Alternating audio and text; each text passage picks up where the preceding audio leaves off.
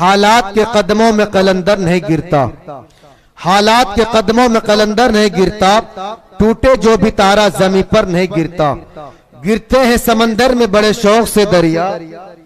گرتے ہیں سمندر میں بڑے شوق سے دریا، لیکن کسی دریا میں سمندر نہیں گرتا۔ کانپتا ہے دل تیرا اندیشہ طوفان سے کیا، کانپتا ہے دل تیرا اندیشہ طوفان سے کیا، ناخدا تو بحر تو کشتی بھی تو ساحل بھی تو۔ عزیزان گرامی، اب تک تلاوت کلام اللہ، حمد پاک اور نعت نبی صلی اللہ علیہ وسلم کا دور بڑے ہی آبتاب کے ساتھ چل رہا تھا۔ چونکہ نعت نبی اور حمد پاک میں بڑا گہرا تعلق ہے، ربط ہے، کانٹیکٹ ہے، ملاپ ہے، سنگم ہے۔ اسی طرح مقرر وہ شاعر میں جو ربط اور تعلق ہے وہ بھی بے نظیر اور لاجواب ہے۔ کیونکہ میرے بھائیوں، جہاں نعت کی حیثیت ایک گلزار کی ہے، وہیں تقریر کی حیثیت ایک مرگزار کی ہے۔ نعت دریا ہے تو تقریر اس کی موج، نعت کہکشاں ہے تو تقریر اس کی مسکراہٹ، نعت چمن ہے تو تقریر اس کا پھول، نعت اگر پھول ہے تو تقریر اس کی پتیاں، نعت اگر پتیاں ہے تو تقریر اس پر بکھرنے والی شبنم۔ اور اسی سنگم پر چمن کا حسن نکھرتا برقرار رہتا ہے۔ تو لہٰذا آئیے اس مستحکم رشتے کو برقرار رکھتے ہوئے اور مضبوط بناتے ہوئے بیان و خطابت کے اس ماحول میں لے چلتا ہوں جس کا آپ بڑی شدت سے اور بڑی بےتابی سے انتظار کر رہے ہیں۔ آپ کی نگاہیں منتظر و مشتاق ہیں، تو لیجئے، انتظار کی گھڑیاں ختم ہوا چاہتی ہیں، تو میں تقریر کے لیے، بیان کے لیے سب سے پہلے جن کو مدعو کر رہا ہوں، جن سے میری مراد نوجوان عالم دین حضرت مولانا مفتی محمد ارحم صاحب اما فیضہم، جو جھنجھانا سے تشریف لائے ہوئے ہیں، ناظم مدرسہ تعلیم القرآن کہلاوڑا۔ میں بڑے ہی ادب احترام کے ساتھ مفتی صاحب سے ملتمس ہوں تشریف لائے اور مسند خطابت پر جلوہ افروز ہو کر ہم سبھی کے قلوب کو جلا بخشے۔ ہمارے جلسے کے اندر ایک مہمان تشریف لائے ہوئے ہیں سرزمین میرٹھ سے حاجی بشیر صاحب۔ انہوں نے اپنی والدہ کے لیے، والدہ کے نام سے جو بسم اللہ ان کا نام ہے، 5000 روپے مدرسے کو عنایت کیے ہیں۔ اللہ انہیں جزائے خیر عطا فرمائے، ان کی گاڑی کمائی میں خوب برکت عطا فرمائے۔ بسم اللہ الرحمن الرحیم۔ الحمد للہ نحمده ونستعینه ونستغفره ونؤمن به ونتوکل علیہ ونعوذ باللہ من شرور انفسنا ومن سیئات اعمالنا، من يهده الله فلا مضل له ومن يضلله فلا هادي له، ونشهد أن لا إله إلا الله وحده لا شريك له، ونشهد أن سيدنا وسندنا وحبيبنا وشفيعنا وهادينا ومرشدنا ومولانا محمدا عبده ورسوله، صلى الله عليه وعلى آله وأصحابه وأزواجه وذرياته وأهل بيته وبارك وسلم تسليما كثيرا كثيرا، أما بعد، فأعوذ بالله من الشيطان الرجيم، بسم الله الرحمن الرحيم۔ قال الله عز وجل في القرآن المجيد والفرقان الحميد: ومن يبتغ غير الإسلام دينا فلن يقبل منه وهو في الآخرة من الخاسرين، صدق الله العظيم۔ اللهم صل وسلم وبارك على سيدنا ونبينا محمد وعلى آل سيدنا ومولانا محمد وبارك وسلم۔ ادب سے پہلے سلام ان کو عباد صبا کہیو، ادب سے پہلے سلام ان کو عباد صبا کہیو، پھر اس کے بعد غریبوں کا ماجرا کہیو، کمی نہ کیجیو کچھ اس میں اپنی جانب سے گزر رہی ہے جو ہم پر ذرا ذرا کہیو، نہ غم گسار نہ ہمدم کوئی رہا کہیو، نہ غم گسار نہ ہمدم کوئی رہا کہیو، بس ان کا نام باقی ہے آسرا کہیو۔ میرے محترم بزرگوں، دوستوں، عزیز ساتھیوں اور اسٹیج پر رونق افروز بزرگان دین، علماء کرام، میرے لیے مسرت کا مقام ہے کہ مجھے پیر طریقت رہبر ملت حضرت الحاج قاری حفظ الرحمن صاحب دامت برکاتہم العالیہ نے دعوت دی اور میں آپ حضرات کے بیچ میں آیا، اور آپ بڑی دیر سے اور بڑی دور سے آئے ہوئے، کوئی یہاں کا اور کوئی وہاں کا، کوئی ادھر کا اور کوئی ادھر کا، اس جلسے کے اندر تشریف لائے تاکہ یہاں سے کوئی کہ پیغام آپ کو ملے، کوئی چیز آپ کو ملے جس کی وجہ سے آپ زندگی کے ہر موڑ پر، زندگی کے ہر رخ پر، زندگی کے قدم اور قدم پر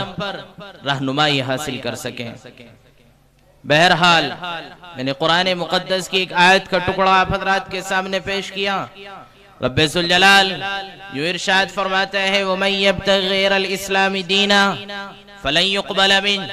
وَهُوَ فِي الْآخِرَةِ مِنَ الْخَاسِرِينَ۔ آج کل آپ نے دیکھا ہوگا ہمارے کچھ بچے ملحد اور دہریے ہو رہے ہیں، آپ نے دیکھا ہوگا ہماری کچھ بچیاں مذہب اسلام کو چھوڑ کر دوسرے مذہب کو اپنا رہی ہیں، آپ نے دیکھا ہوگا ہماری کچھ بہنیں اس مذہب کو چھوڑ کر دوسری روش اختیار کر رہی ہیں، اور دور نہ جائیں، آپ ہی خود اپنے آپ کو دیکھ لیں، آپ نے مذہب سے اپنا تعلق کتنا مضبوط کیا، آپ کے پاس مذہب کی کون سی علامت، آپ کے پاس مذہب کی کون سی نشانی، آپ کے پاس مذہب کی کون سی نشانی باقی رہ گئی؟ کیا آپ نے مذہب کے تشخص کو برقرار رکھا؟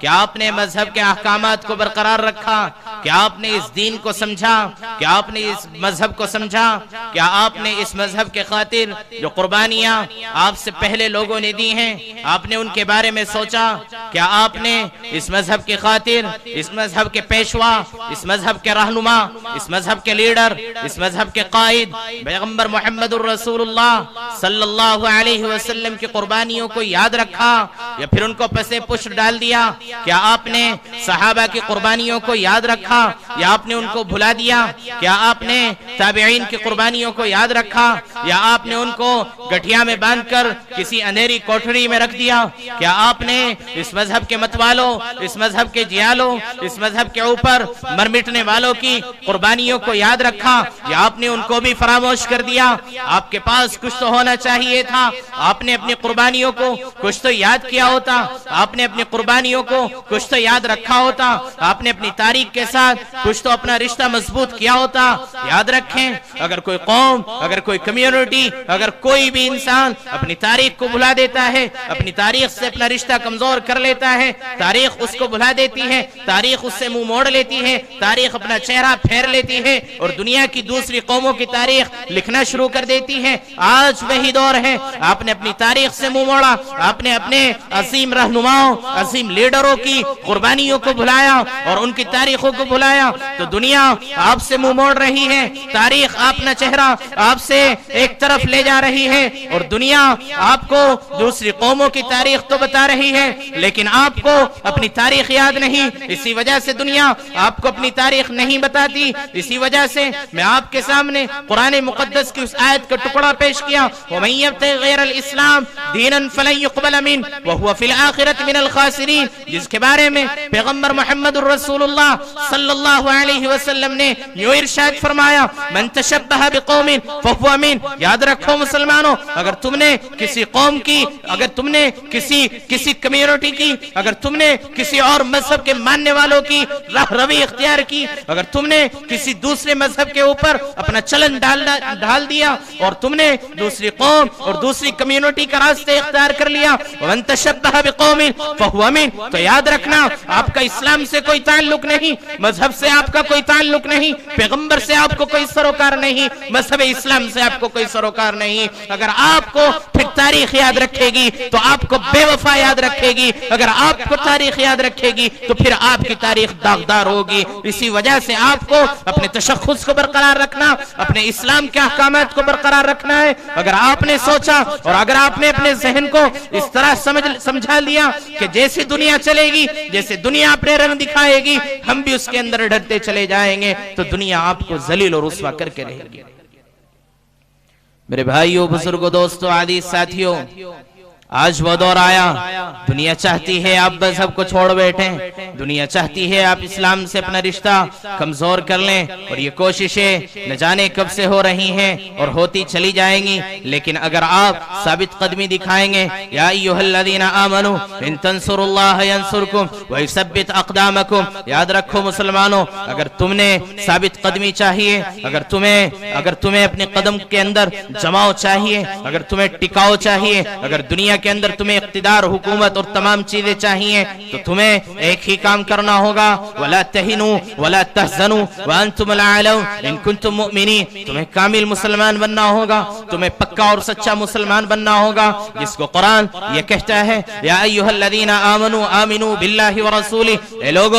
لوگو اے مسلمانوں، رب نے یہ نہیں کہا اے منافقوں، رب نے یہ نہیں کہا اے مذہب اسلام کے نہ ماننے والوں، رب نے یہ نہیں کہا اے کافروں، بلکہ رب نے اگر کوئی پیغام دیا، رب نے اگر کوئی پیغام رسا بھیجا تو اس کے ذریعے سے یہ کہلوایا، یا ایھا الذین آمنوا آمنوا، اے ایمان والو ایمان کے اندر داخل ہو جاؤ، آمنوا باللہ ورسولہ، اللہ اور اس کے رسول پر ایمان لے کر آ جاؤ۔ اگر رب چاہتا تو یوں بھی کہہ سکتا تھا، یا ایھا الذین کفروا، یہ بھی کہہ سکتا تھا اے منافقو، اے کافرو، اے بدنصیبو، تم اسلام کے اندر داخل ہو جاؤ، نہیں، رب نے یہ نہیں کہا، رب نے کہا یا ایھا الذین آمنوا آمنوا۔ رب کو پتا تھا تم مذہب کو چھوڑ بیٹھو گے، تم مذہب کی قربانیوں کو بھلا بیٹھو گے، رب کو پتا تھا کہ تم جو پیغمبر نے تمہاری خاطر قربانیاں دی ہیں تم اس قربانیوں کو بھلا ڈالو گے، تو پیغمبر محمد رسول اللہ پر وحی نازل کی گئی اور کہا گیا، یا ایھا الذین آمنوا آمنوا، سبق ان کو یاد دلا دینا، سبق ان کو پڑھا دینا، بات ان کو سمجھا دینا اور کہہ دینا تمہیں ایمان کے اندر داخل ہونا ہے، اور وہ ایمان کوئی ڈاواڈول ایمان رب کو پسند نہیں، کچا ایمان رب کو پسند نہیں، کمزور ایمان رب کو پسند نہیں، رب کو اگر پسند ہے تو طاقتور مومن، اگر رب کو پسند ہے تو قوت و بازو والا مومن رب کو پسند ہے، رب کو اگر پسند ہے تو کامل مسلمان پسند ہے، ڈاواڈول ایمان اللہ کو پسند نہیں۔ میرے بھائیوں، بزرگوں، دوستوں، عزیز ساتھیوں، آج آپ نے اپنے مذہب کی نشانیوں کو بھلایا، اس کی پہچان کو بھلایا، اس کی علامتوں کو بھلایا، دنیا تمہیں ذلیل و رسوا کر رہی ہے، حالانکہ قرآن اس کے بارے میں یہ کہتا ہے، آپ تو یہ چاہتے ہیں آپ عزت یافتہ ہو جائیں، آپ یہ چاہ رہے ہوتے ہیں کہ ہمیں دنیا یہ تسلیم کرے کہ ہاں تم ہی اس کے قائد، تم ہی اس کے لیڈر، تم ہی اس کے رہبر، تم ہی اس کے رہنما ہو، لیکن یاد رکھو مسلمانوں، اس وقت تک نہیں ہو سکتا جب تک تم اس کی خاطر قربانیاں نہیں دو گے، اس وقت تک نہیں ہو سکتا جب تک تم اپنے پرانے اور پچھلے لوگوں کی قربانیوں کو یاد نہیں رکھو گے۔ کیا آپ نے نہیں دیکھا، میں لیے چلتا ہوں آپ کو آج سے 1450 سال پہلے، لیے چلتا ہوں آپ کو اس بنجر زمین جس کو مکہ المکرمہ، جس کو خانہ کعبہ جس جگہ ہے وہاں پر اس سرزمین میں لے چلتا ہوں، دیکھیے گا اس کا کیا عالم تھا، وہ خانہ کعبہ جس کو اللہ تبارک و تعالی نے آدم کے ذریعے سے تعمیل فرمایا، پھر اسی کے ذریعے سے نوح کو کہا کہ تم بھی جاؤ اور خانہ کعبہ کی تعمیر کرو، پھر کہا گیا ابراہیم کو جاؤ تم بھی اس کی تعمیر کرو، کہا اسماعیل کو تم اپنے والد ابراہیم کو اینٹیں پکڑواؤ، پھر کہا اسماعیل کو کہ جاؤ تم اپنی نسل کو بتا دینا یہ قبلۃ اللہ، یہ کعبۃ اللہ رب ذوالجلال نے دنیا کے سینٹر میں بنایا ہے، دنیا کے بیچ میں بنایا ہے، بتا دینا جب تک یہ دنیا قائم رہے گی اس وقت تک یہ خانہ کعبہ موجود رہے گا، جس وقت رب ذوالجلال کو اس دنیا کو ہٹانا ہوگا، اس دنیا کے سسٹم کو ہلانا ہوگا، اس دنیا کو تہ و بالا کرنا ہوگا تو خانہ کعبہ کو پہلے سے ہٹا ڈالے گا۔ رب خداوند قدوس نے اسماعیل کے ذریعے سے پیغام بھجوایا، اسحاق کے ذریعے سے پیغام بھجوایا، یوسف کے ذریعے سے پیغام بھجوایا، لوط کے ذریعے سے پیغام بھجوایا، عیسیٰ کے ذریعے سے پیغام بھجوایا، اور آخر میں جس زمانے میں پیغمبر محمد رسول اللہ کو دنیا کے اندر بھیجنا تھا، جس زمانے میں رسول اللہ کو اس دنیا میں لانا تھا، وہ زمانہ کوئی عام زمانہ نہیں، وہ فتنہ اور فساد کا زمانہ تھا، وہ زمانہ ایک عجیب زمانہ تھا، وہ زمانہ جس میں کفر و شرک عام تھا، وہ زمانہ جس میں بت پرستی عام تھی، وہ کعبہ جس کے ذریعے سے آدم علیہ السلام کو کہا یہ کعبہ ہم نے اپنی عبادت کے لیے بنوایا ہے، یہ کعبہ ایسا کعبہ ہے، یہ کعبہ ایسا مقام ہے جس کے ذریعے سے ابراہیم کو پیغام دلوایا کہ اس کو تم تعمیر کرو، اس کو تم دنیا کو بتلاؤ، یہ پوری دنیا کا سینٹر ہے، اگر تمہیں طواف کرنا ہے تو دنیا کی کسی اور چیز کا طواف نہیں کر سکتے سوائے خانہ کعبہ کے۔ کہلوایا، آخر میں जिस जगह से तौहीद के नगमे बजते थे, जिस जगह से तौहीद का डंका बजता था, उसी जगह पर उन कुफ्फार और मुशरिकीन ने 360 बुतों को रखा और उनको नस्ब किया और कुफ्फार और मुशरिकीन उनकी पूजा करने लगे। बुत परस्ती आम होती गई। पैगंबर मोहम्मद रसूलुल्लाह को भेजा और कहा, पैगंबर जाइए। 40 साल के बाद नबी अलैहिस्सलातु वस्सलाम को 40 साल तक दुनिया ने देखा और 40 साल तक कहते रहे कि सादिक है, ये अमीन है, ये अमानतदार है, इससे बड़ा कोई सच्चा आदमी नहीं, इससे बड़ा कोई वफादार नहीं। अगर इसके पास अमानत रखी जाए तो इससे बड़ा कोई अमीन नहीं, अगर इसको कोई बात बताई जाए तो इससे बड़ा कोई दियानतदार नहीं। नबी अलैहिस्सलातु वस्सलाम को 40 साल तक लोग सादिक और अमीन के नाम से जानते रहे। नबी अलैहिस्सलातु वस्सलाम गारे हिरा के अंदर तशरीफ फरमा है, पहली वही नाजिल होती है, इक़रा बिस्मि रब्बिकल लज़ी खलक़ खलक़ल इंसान मिन अलक़ इक़रा व रब्बुकल अकरम अल्लज़ी अल्लम बिल क़लम। पैगंबर घबराते हुए घर तशरीफ लाते हैं। हज़रत अपनी ज़ौजा हमारी सबकी मां उम्मुल मोमिनीन हज़रत खदीजतुल कुबरा रज़ियल्लाहु तआला अन्हा को बताते हैं कि मेरे ऊपर एक वही नाजिल हुई, मेरे ऊपर एक कलाम नाजिल हुआ है, जो कलाम मूसा पर नाजिल हुआ, जो कलाम वो ईसा पर नाजिल हुआ, इसी तरह का कलाम मेरे ऊपर भी नाजिल हुआ। वो फरिश्ता जो आदम के पास वही लेकर आता था, ईसा तक लाता रहा, वही फरिश्ता मेरे पास भी वही लेकर आया। खदीजतुल कुबरा ने तसल्ली दी, घबराइए नहीं। दूसरी वही चंद दिन के बाद नाजिल हुई, कहा या अय्युहल मुद्दस्सिर कुम फअंदिर व रब्बक फकब्बिर व थियाबक फतहिर। फिर वही नाजिल हुई, कहा या अय्युहल मुज़म्मिल कुमिल लैला इल्ला क़लीला निस्फहु अव इनक़ुस मिनहु क़लीला औ ज़िद अलैहि व रत्तिलिल क़ुरआन तरतीला। पैगंबर खड़े हो जाइए, आप तो घबरा गए हैं, घबराने का मौका नहीं। वअंज़िर अशीरतकल अक़रबीन, डराइए जो आपके क़ुर्ब जवार में बसने वाले लोग हैं, चले जाइए इनके पास। पैगंबर खड़े होते हैं, सफा पहाड़ी पर जाते हैं, जाकर डंका बजाते हैं, तौहीद का ऐलान करते हैं, नगमा सुनाते हैं पैगंबर खुदाबंद कुद्दूस की वहदानियत का, और कहते हैं लोगों या अय्युहन्नास कुलू ला इलाहा इल्लल्लाह तुफ्लिहू। तुमने जिस जगह को खुदाबंद कुद्दूस की अजीम बारगाह को जिसमें तुमने 360 बुत रखे हुए हैं, इनको तहबोबाला कर दो। आ जाओ, आओ उस जात की तरफ, आओ उस परवरदिगार की तरफ, आओ उस ईश्वर की तरफ, आओ उस गॉड की तरफ, आओ उस खुदाबंद कुद्दूस की तरफ जिसने जमीन को बनाया, आसमान को बनाया, इस जमीन को हिलने से रोकने के लिए पहाड़ों के इसके ऊपर जमाया, जिसने 1.25 लाख अंबिया को तुम्हारी हिदायत के लिए भेजा है। आओ उस रब की तरफ, आओ उस रब की तरफ और सजदा रेज़ हो जाइए, तस्लीम कर लीजिए उसकी वहदानियत को। सफा पर चढ़े हुए कुरैश की जमात को ललकारा, बनी आदी को ललकारा, बनी फहम को ललकारा और ललकार कर कहा या अय्युहन्नास कुलू ला इलाहा इल्लल्लाह तुफ्लिहू। तमाम चीजें छोड़ दो, छोड़ दो लात की इबादत को, छोड़ दो मनात की इबादत को, छोड़ दो उज़्ज़ा की इबादत को, छोड़ दीजिए इन तमाम माबूदों को, एक माबूद की तरफ दस्तक दे दो और उसकी तरफ ललकार जाओ। ऐलान किया गया। नबी अलैहिस्सलातु वस्सलाम की जानी दुश्मन अबू लहब उस मजलिस के अंदर मौजूद था, जिसको हम अबू जहल के नाम से जानते हैं। वहीं से बदतमीजी का आगाज होता है, वहीं से दुश्मनी का आगाज होता है, वहीं से मुसीबत झेलने का वो दौर शुरू होता है। फिर वो दौर भी आया जब नबी अलैहिस्सलातु वस्सलाम के कत्ल की साजिशें की गई। वो दौर भी आया जब नबी अलैहिस्सलातु वस्सलाम के कत्ल के मंसूबे बनाए गए। वो दौर भी आया जब नबी अलैहिस्सलातु वस्सलाम के सर के ऊपर इनाम रखा गया कि अगर कोई नऊज़ बिल्लाह पैगंबर मोहम्मदुर रसूलुल्लाह की गर्दन लाएगा, अगर कोई नबी अलैहिस्सलातु वस्सलाम का सर मुबारक लाएगा तो उसको 500 ऊंटों का इनाम दिया जाएगा, उसको 100 ऊंटों का इनाम दिया जाएगा। जो पैगंबर की बातें हमें आकर बताएगा, जो सरगोशी करता है, तो उसको 30 ऊंटों का इनाम दिया जाएगा। वहीं से दुश्मनियां शुरू हुई, वहीं से कत्ल के मंसूबे बनाए गए। और फिर ये भी हुआ वो मक्का की सरजमीन जिसमें नबी अलैहिस्सलातु वस्सलाम को ये कहा जाता था हादल अमीन रज़ीना, ये अमानतदार है, इनके फैसले हम सब मानेंगे, ये सादिक और सच्चा है, इसकी बातों को हम सच्चा जानेंगे। वहीं से नबी अलैहिस्सलातु वस्सलाम को झूठा कहा जाने लगा। और फिर वो दौर भी आया जब नबी अलैहिस्सलातु वस्सलाम मक्का की सरजमीन पर,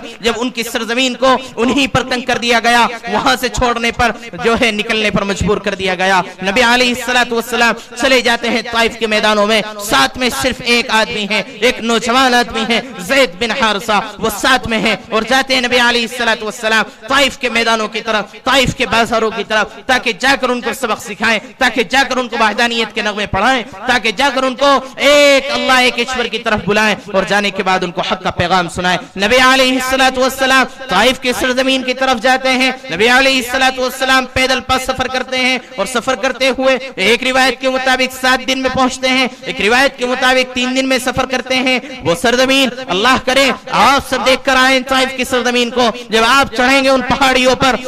جب جائیں گے آپ اور دیکھیں گے آپ وہاں کی مشقت اور جھیلتے ہوئے لوگوں کو دیکھیں گے آپ کہ وہاں کتنی اونچائی ہے. مکہ سے طائف کی پہاڑی جہاں پر بستی آباد ہے 450 کلومیٹر کی اونچائی ہے. نبی علیہ السلام کے دور میں تو اور بھی زیادہ اونچی ہوگی. نبی علیہ السلام وہاں پر پہنچتے ہیں حق کا پیغام سنانے کے لیے, حق کی دعوت دینے کے لیے. نبی پہنچتے ہیں طائف کے میدان میں, دیکھا جاتا ہے کہ کوئی آنے والا آ رہا ہے, کوئی آنے والا آ رہا ہے. نبی علیہ السلام جب جا کر وہاں مکہ طائف کی سرزمین کا جو سب سے بڑا لیڈر مانا جاتا تھا اس کے پاس جاتے ہیں اور جا کر کہتے ہیں میں پیغمبر محمد رسول اللہ ہوں, میں وہ ہوں ما کان محمد ابا احد من رجالکم ولکن رسول اللہ وخاتم النبیین, جس کے بارے میں قرآن نے یہ کہا ہے یہ آخری رسول ہیں, آخری پیغام رساں ہیں, رب کی طرف سے بھیجے گئے ہیں, اللہ کی طرف سے بھیجے گئے ہیں, اس ایشور کی طرف سے. تو پیغمبر نے جب دعوت دی تو کہا اس نے کہ بدبخت نعوذ باللہ, اس نے الفاظ استعمال کیے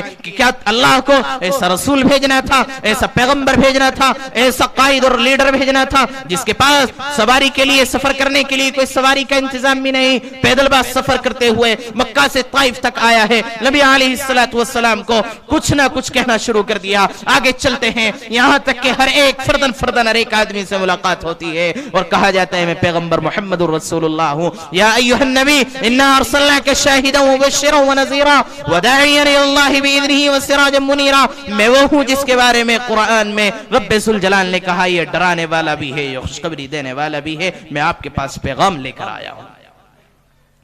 لیکن طائف کے لوگوں نے پیغام سننے سے انکار کر دیا. نبی علیہ السلام وہاں سے چلتے ہیں اور زید بن حارثہ کو کہتے ہیں مایوسی کا شکار, نا امیدی کا شکار. نبی علیہ السلام وہاں سے چلتے ہیں اور چلتے چلتے یہ سوچتے ہیں کہ چلیے اب کہیں اور سرزمین تلاش کریں گے, کسی اور زمین پر جائیں گے, وہاں جا کر حق کا پیغام سنائیں گے, وہاں جا کر توحید کے نغمے لوگوں کو بتلائیں گے, وہاں جا کر کلمہ صداقت لوگوں کو بتلائیں گے اور کہیں گے آؤ اس اللہ کی طرف جس نے تمام چیزوں کو بنایا ہے, جس نے تمہیں پیدا کیا ہے, آؤ اس ذات کی طرف. تو پیغمبر محمد رسول اللہ صلی اللہ علیہ وسلم طائف کے بازاروں سے نکلنا چاہتے ہیں, لیکن ان لوگوں نے میٹنگ کی, ان لوگوں نے گٹھ جوڑ کیا اور کہا اس پیغمبر کو یہاں سے نکلنے نہیں دینا, اس شخصیت کو یہاں سے باہر نہیں جانے دیا. اور وہاں کے نوجوان اوباش لچکوں کو اکٹھا کیا اور کہا تمہیں پتھر ان پر برسانے ہیں, تمہیں مارے ان کو زدو کوب کرنا ہے, تمہیں ان کے اوپر اینٹیں اور روڑے برسانے ہیں. نعوذ باللہ. پیغمبر محمد رسول اللہ طائف کی طرف سے واپس ہو رہے ہیں اور نبی علیہ السلام کے اوپر پتھر برسائے جا رہے ہیں. قربان جائیے اس نبی پر جس نے اس دین کی خاطر, اس اسلام کی خاطر سب کچھ برداشت کیا, تمام کی تمام تکلیفیں اور مصیبتیں برداشت کی. یہ تو میں نے آپ کے سامنے ایک ادنا سی جھلک رکھی. وہ جنگ احد کو یاد کیجئے جب نبی علیہ السلام کے دندان مبارک, دانت مبارک کو شہید کیا گیا. وہ مکہ کو یاد کیجئے جب نبی علیہ السلام کو بازار کے اندر جو ہے امامے کو کھینچا گیا, بال مبارک کو کھینچا گیا اور منہ مبارک پر تھوکا گیا. سیدہ زینب رضی اللہ تعالی عنہ نے جب یہ حال دیکھا تو نبی علیہ السلام کو اپنے والد کا یہ حال دیکھا تو کہنے پر مجبور ہو گئیں ہائے ان لوگوں نے میرے والد کا کیا حال کر کے رکھ دیا, ہائے ان لوگوں نے میرے باپ کے ساتھ کیسا سلوک کیا, جس نے آج تک کسی کو ستایا نہیں, جس نے آج تک کسی پر ظلم نہیں کیا, جس نے آج تک کسی کو برا بلا نہیں کہا, اس ذات پر یہ لوگ کیسا ظلم و ستم کر رہے ہیں. سیدہ زینب ایک رکاوی کے اندر پانی لاتی ہیں, پیغمبر کا چہرہ دھلواتی ہیں اور روئی جاتی ہیں. پیغمبر محمد رسول اللہ تسلی دیتے ہیں اور کہتے ہیں زینب آپ روئیے مت, زینب یہ تکلیفیں تو آتی رہیں گی لیکن مجھے حق کا پیغام پہنچانا ہے. اور یاد رکھنا سیدہ زینب رضی اللہ تعالی عنہا کو اللہ کے نبی صلی اللہ علیہ وسلم نے تسلی دیتے ہوئے کہا زینب یہ یاد رکھنا ایک دن وہ بھی آئے گا جب تیرے باپ کا یہ دین, تیرے باپ کا یہ مذہب جو دنیا کے اندر لے کر آیا اللہ تبارک و تعالی کی طرف سے, ہر کچے پکے مکان کے اندر داخل ہو کر رہے گا. اور آپ نے وہ دور دیکھا. لیکن ایک پیشین گوئی نبی علیہ السلام نے یوں بھی کہی, صحیح بخاری کی روایت ہے, نبی علیہ السلام نے ارشاد فرمایا جب اللہ تبارک و تعالی نے دنیا کے اندر مجھے مبعوث فرمایا اور یہ دین میرے پاس بھیجا اور اللہ تبارک و تعالی نے یہ دین کا ذمہ مجھے بنایا، تو اللہ تبارک و تعالی کے دین، اللہ تبارک و تعالی کے مذہب، جس کو قرآن یہ کہتا ہے ان الدین عند اللہ الاسلام، اگر اللہ کے نزدیک کوئی مذہب ہے تو اسلام ہے۔ جب اسلام اس دنیا کے اندر آیا تو یہ بہت غریب تھا، بہت کمزور تھا، دنیا اس کو نہیں جانتی تھی، اور جب یہ دنیا ختم ہونے کے کگار پر ہوگی تو بھی یہ دین ختم ہو کر رہ جائے گا، یہاں تک کہ یہ دین جس جگہ سے نکلا تھا وہیں پر واپس لوٹ جائے گا۔ میرے بھائیوں، بزرگوں، دوستوں، عزیز ساتھیوں، آج آپ نے اس مذہب کی، اس اسلام کی قربانیوں کو بھلا دیا، تبھی تو آپ کی بچیاں، آپ نے یہ نغمے، یہ قصے، یہ واقعات، یہ قربانیاں جو آپ کے بزرگوں نے، آپ کے پیروکاروں نے، اس اسلام کے پیروکاروں نے دی تھی، اس اسلام کے رہنماؤں نے، اس مذہب کے متوالوں نے دی تھی، اس مذہب کے جیالوں نے اس اسلام کی خاطر جو قربانیاں دی تھی، آپ نے اپنی اولاد کو نہیں بتایا، آپ نے اپنے بچوں کو نہیں بتایا، آپ نے اپنے گھروں میں ان واقعات کو نہیں دہرایا، ان مصیبتوں اور تکلیف کو جو نبی علیہ السلام نے جھیلی ہیں، صحابہ نے برداشت کی ہیں، آپ نے اپنی اولادوں کو نہیں بتایا، تبھی تو وہ اس مذہب کو چھوڑنے پر مجبور ہو رہی ہیں۔ میرے بھائیوں، آج بھی وقت ہے، آج بھی وقت ہے۔ دنیا تو چاہتی ہے آپ نہ سمجھیں اس مذہب کو،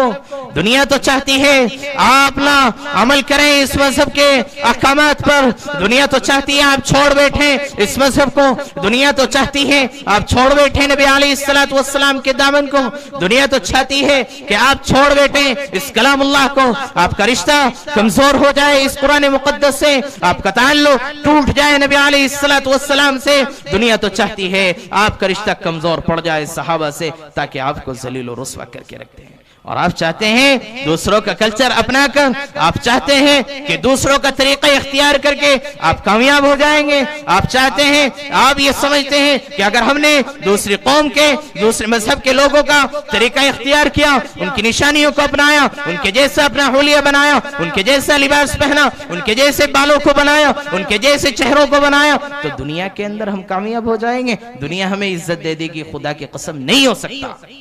وَلِلَّهِ الْعِزَّةُ وَلِرَسُولِهِ وَلِلْمُؤْمِنِينَ، قرآن کہتا ہے اگر اس دنیا کے اندر عزت کسی کو ملنی ہے تو اللہ تبارک و تعالی کی ذات، رسول اللہ کی ذات اور مسلمانوں کی ذات ہے۔ لیکن قرآن نے اس کے اوپر قید بھی لگائی ہے، کچھ شرطیں بھی رکھی ہیں، اگر آپ شرط پر عمل نہیں کرتے تو دنیا ذلیل کر کے رکھ دے گی، اور یہ قرآن بھی ذلیل کر دے گا،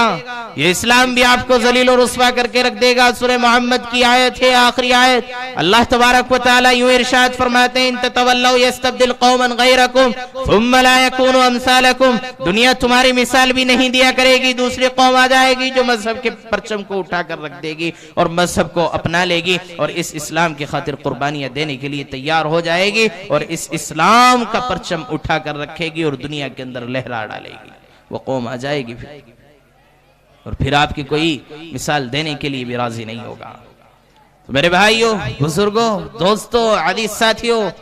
میں کہہ رہا تھا اگر آپ نے اپنے مذہب کی نشانیوں کو بھلا دیا، اگر آپ نے اپنے مذہب کی روایات کو بھلا دیا، اگر آپ نے اس کلام اللہ کے احکامات کو توڑ دیا تو پھر دنیا ذلیل کر کے رہے گی۔ میں آپ سے ایک سوال کرنا چاہتا ہوں، کر لوں؟ بولیے، جواب دیں گے۔ آپ کے ہندوستان کو کس نہج پر چلایا جاتا ہے؟ کس دستور سے آپ کے اس ہندوستان کو چلایا جاتا ہے؟ کون سی کتاب ہے جس کے مطابق اس ہندوستان کو چلایا جا رہا ہے؟ بولیے، بولو۔ سمویدھان کے ذریعے سے چلایا جا رہا ہے نا؟ بولیے، سمویدھان کے ذریعے سے چلایا جا رہا ہے کہ نہیں چلایا جا رہا؟ اور اگر آپ ہندوستان میں رہ کر یا کسی بھی ملک میں رہ کر اس ملک کے دستور کو، اس ملک کے قوانین کو توڑ ڈالیں گے تو ملک کا بادشاہ، اس ملک کی فورس، اس ملک کا جو منتظمہ نظام ہے وہ آپ کے ساتھ کیا کرے گا؟ کیا آپ پر NSA نہیں لگے گا؟ کیا آپ کو دہشت گرد نہیں بتایا جائے گا؟ کیا آپ کو غدار وطن نہیں کہا جائے گا؟ کیا آپ کو نہیں کہا جائے گا کہ آپ غدار ہیں، وطن کے وفادار نہیں ہیں؟ کیا آپ کو نہیں کہا جائے گا؟ بالکل کہا جائے گا۔ تو میرے بھائیوں، بزرگوں، دوستوں، اگر اس دنیا کے ایک چھوٹے سے ملک میں یا ایک بڑے سارے ملک میں اس دنیا کے اندر پورے ہی دنیا کے اندر اگر آپ سنویدھان کو لاگو کر دیتے ہیں, اگر اس ملک کے قانون کو لاگو کر دیتے ہیں, تو اگر اس ملک کا جو بادشاہ اگر آپ کو دیکھے گا کہ آپ قوانین کو توڑ ڈال رہے ہیں, اگر آپ کو دیکھے گا کہ آپ دستور کی حفاظت نہیں بلکہ اس دستور کو تار تار کر رہے ہیں, تو آپ کے ساتھ کیا سلوک کیا جائے گا آپ اچھے سے جانتے ہیں. جب یہ دنیا کا نظام ہے, آپ کو NS سے لگا کر دہشت گرد بتا کر غدار وطن کہا جائے گا, تو میرے بھائیوں اگر آپ نے اس کلام اللہ سے رشتہ کمزور کیا, اگر آپ نے رسول اللہ صلی اللہ علیہ وسلم کے پیغام کو توڑا, تو پھر کیا آپ کو مذہب کا وفادار کہا جائے گا؟ بولیے, کیا آپ کو مذہب کا پیروکار کہا جائے گا؟ کیا آپ کو کہا جائے گا کہ ہاں یہ مذہب اسلام کا وفادار ہے؟ نہیں, بلکہ آپ کو کہا جائے گا یہ مذہب کا بے وفا انسان ہے, اسلام کے داغدار کرنا چاہتا ہے. اگر آپ کا حلیہ, اگر آپ کا لباس, اگر آپ کا چہرہ, اگر آپ کے اخلاق مذہب اسلام کے مطابق نہیں, تو پھر یاد رکھو مسلمانوں, میرے بھائیوں, عزیز دوستو, یہ دنیا آپ کو ذلیل و رسوا کر کے رکھ دے گی. تو ارادہ کریں کہ انشاءاللہ آج سے اس مذہب کے, جو مذہب اسلام ہمارا ہے, جس مذہب کو ہم فالو کرتے ہیں, اس مذہب پر ہم چلتے ہیں, جس کے قرآن کو ہم مانتے ہیں, جس کی کتاب کو ہم سینے سے لگاتے ہیں, جس کے رسول کو اپنا رسول تسلیم کرتے ہیں اور کہتے ہیں ہاں ہم سب سے بڑے عاشق رسول ہیں,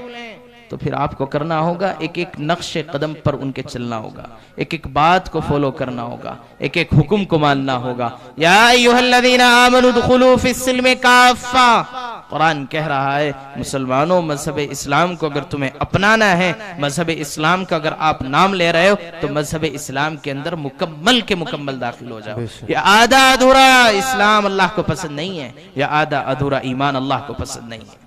تو ارادہ کریں انشاءاللہ مذہب اسلام کے ایک ایک حکم پر عمل کریں گے انشاءاللہ.